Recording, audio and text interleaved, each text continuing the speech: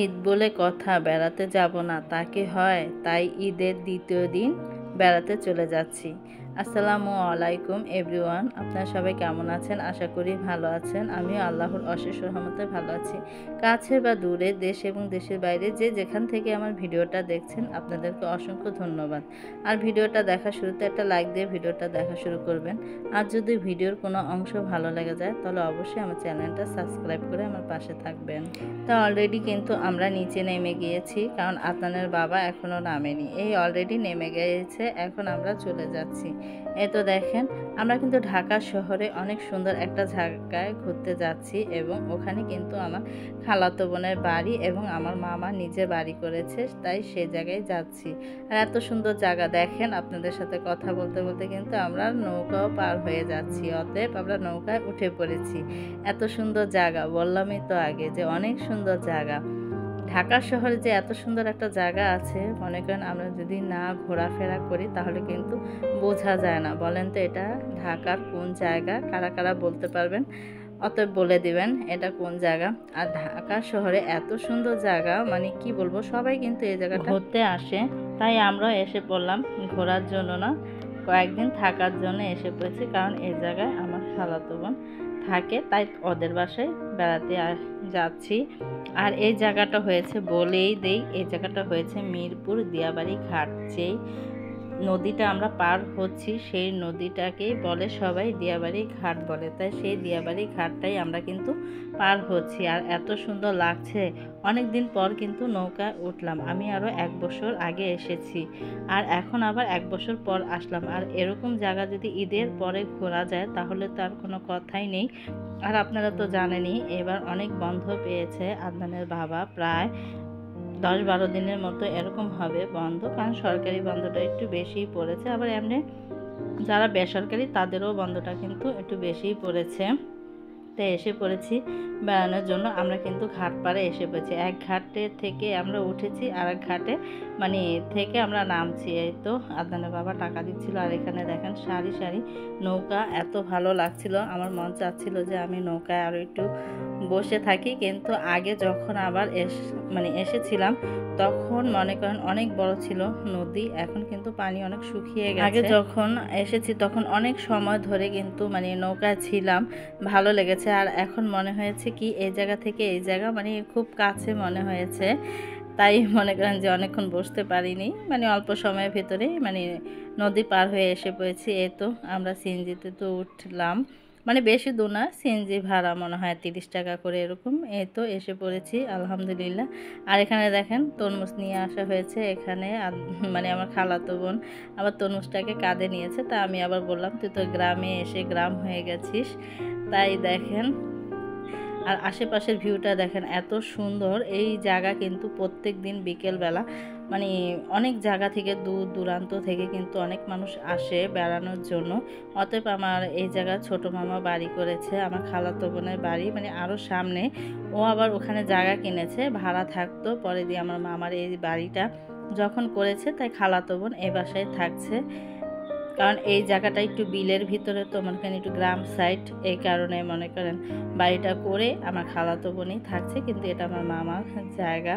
আর দেখেন খুব সুন্দর করে নতুন বাড়ি করেছে, তাই আমরা আসলাম বেড়ানোর জন্য। এই তো দেখেন আদনানের আব্বু কিন্তু অলরেডি আমাদের আগে এসে পড়েছে, তারপরে এখন আমরা এই তো ঢুকছি, আদনানও এসে পড়েছে, সবাই কিন্তু বাসার ভিতরে। তাই সবার সাথেই দেখা হয়ে গেল, কথা বলছিলাম। এটা হয়েছে আমার খালু, অসুস্থ, সবাই তার জন্য দোয়া করবেন। আর এখানে আমার খালতো বোনের 2 ছেলে, তাই ওরাই এখানে। আরও কিন্তু মেহমান এসেছে আমাদের আসার আগে, আমার খালতো বোনের চাচা চাচি, তারপর চাচাতো ভাই বোনও কিন্তু এসেছে।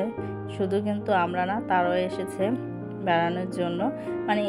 আজকে থাকবে, তারা বিকালে চলে যাবে, আর আমরা 2-3 দিন থাকবো, সেই প্রিপারেশন নিয়েই আসছি। আর এখানে দেখেন নাস্তা দিয়েছে, অতএব তরমুজ, তারপর আপেল, মালটা অনেক কিছুই কিন্তু দিয়েছে, কিন্তু সেগুলো ভিডিও করতে আমার মনেই নেই। আসছি অনেকক্ষণ বসে ছিলাম, এখন মনে করেন যে আসলাম মানে নুডলসটা খেয়ে তারপর আসলাম পাকের ঘরে। আন্টি বলল যে আমি আজকে হাঁসের মাংস রান্না করেছি, তুমি না অনেক পছন্দ করো। তা আমি তো বললাম হ্যাঁ। তাই দেখেন এই তো আন্টি হাঁসের মাংস ভুনা করেছে, মাশাল্লাহ খুব সুন্দর হয়েছে। আর এখানে গরুর মাংস রান্না করেছে, তারপর আছে গরুর মাংসের কালারটাও দেখেন মাশাল্লাহ খুব সুন্দর কালার আসছে।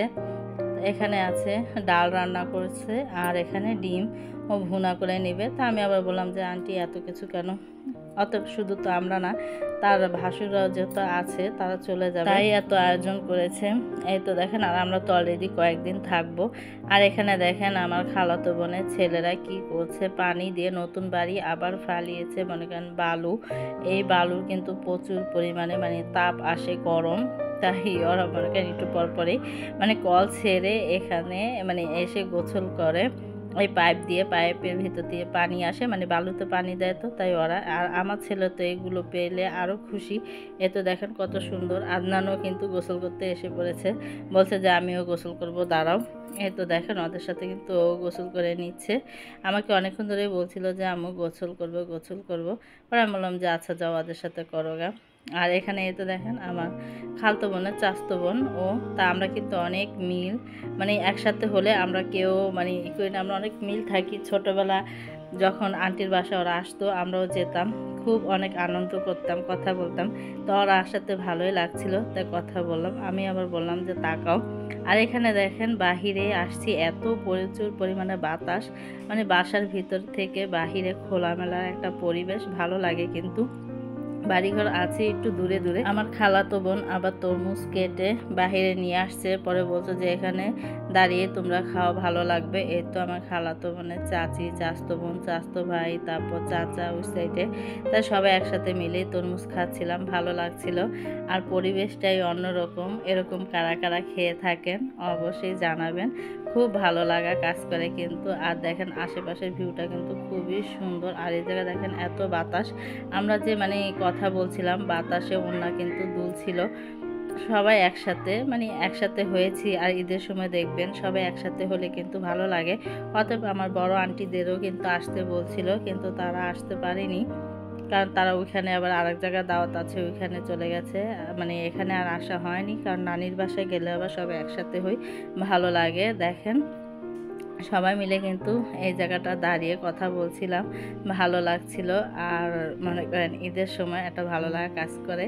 আর এখানে পিছনের সাইডে এসে বসছিলাম, অনেকক্ষণ দাঁড়িয়েছিলাম, তাই বলছিল এই জায়গায় অনেক বাতাস, আসো আমরা বসি। তা বসছিলাম। দেখেন আশেপাশে কিন্তু দূরে দূরে বাড়িঘর, এই কারণে মনে করেন যে বাহিরে যদি মানে একটু হালকা পাতলা নাস্তাও করি ভালো লাগে, কারণ আশেপাশে তেমন একটা মানুষজন নেই। হ্যাঁ, অতএব কি বিকেলবেলা প্রচুর পরিমাণে কিন্তু বাহির থেকে অন্য অন্য জায়গা থেকে কিন্তু অনেক মানুষ আসে এই জায়গায় ঘুরতে, কারণ মাঠের মতো কাশফুল আছে, তারপরে এক এক প্লট কিন্তু বানিয়ে বানিয়ে রেখে দিয়েছে। তা দুপুর হয়ে গেছে, ওখান থেকে বাহির থেকে তো এসে বললাম।